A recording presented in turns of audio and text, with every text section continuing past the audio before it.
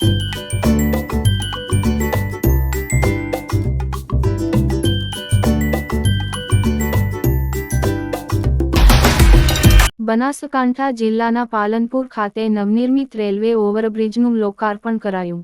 વિધાનસભાના અધ્યક્ષ શંકરભાઈ ચૌધરીના વરદ હસ્તે આ ઓવરબ્રિજનું લોકાર્પણ કરાયું. કેબિનેટ મંત્રી બળવંતસિંહ રાજપૂત તથા ધારાસભ્ય અનિકેતભાઈ ઠાકર ઉપસ્થિત રહ્યા. આ લોકાર્પણ કાર્યક્રમમાં મહાનુભાવો દ્વારા બ્રિજના પાલનપુર અપ્રોચથી એલિવેટેડ રોટરી સુધીનું નિરીક્ષણ કરાયું હતું. આ કાર્યક્રમમાં જિલ્લા સંગઠનના પ્રમુખ કીર્તિસિંહ વાઘેલા, જિલ્લા કલેક્ટર મિહિર પટેલ, પોલીસ અધિક્ષક અક્ષયરાજ મકવાણા, પ્રાંત અધિકારી માર્ગ અને મકાનના કાર્યપાલક ઇજનેર સહિત અધિકારીઓ હાજર રહ્યા.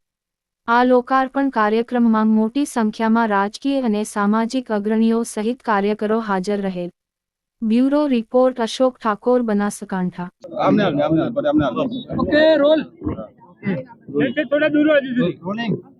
આપણા માન્ય મંત્રી શ્રી પ્રભારી મંત્રી શ્રી બળવંતસિંહભાઈએ જે આખી ડિટેલ માહિતી આપી છે,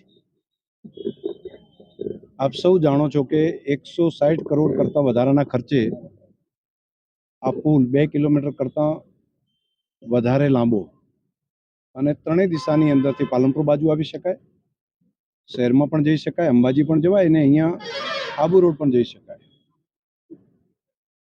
ખાસ કરીને રેલવેની સમસ્યા હતી. દર અડધા કલાકે એક રેલવે આવે અને ટ્રાફિક ફાટક બંધ થઈ જતું, એટલે રોજનું 20 વખત કરતાં વધારે અહીંયા રેલવેના ફાટક બંધ થવાને કારણે ટ્રાફિકની સમસ્યા થતી, લોકોને પણ હાડમારી પડતી. એનો પણ ઉકેલ આવશે અને અંબાજી બાજુ જવાનું અને માઉન્ટ આબુ બાજુ જવાનું, ખાસ કરીને રાજસ્થાન બાજુ જવાનું જે ટ્રાફિક છે એને પણ સરળતા રહેશે.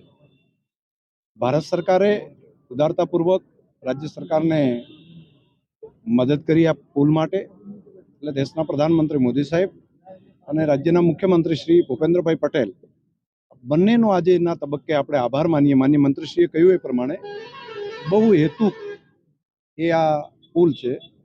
માત્ર પાલનપુર પૂરતું જ નહીં, પાલનપુરની સાથે સાથે અહીંથી પસાર થતા તમામ લોકો માટે એક આશીર્વાદરૂપ કહી શકાય તેવું આ પુલ થશે.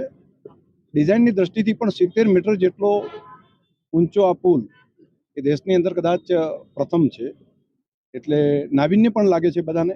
ડિઝાઇનની દ્રષ્ટિથી પણ એક અદ્ભુત બનાવવામાં આવ્યો છે. લોકોની સુખાકારી માટે રાજ્ય સરકારે કરેલા કામને હું પુનઃ મુખ્યમંત્રી શ્રી ભૂપેન્દ્રભાઈ પટેલ સાહેબને હૃદયથી ખૂબ ખૂબ અભિનંદન આપું.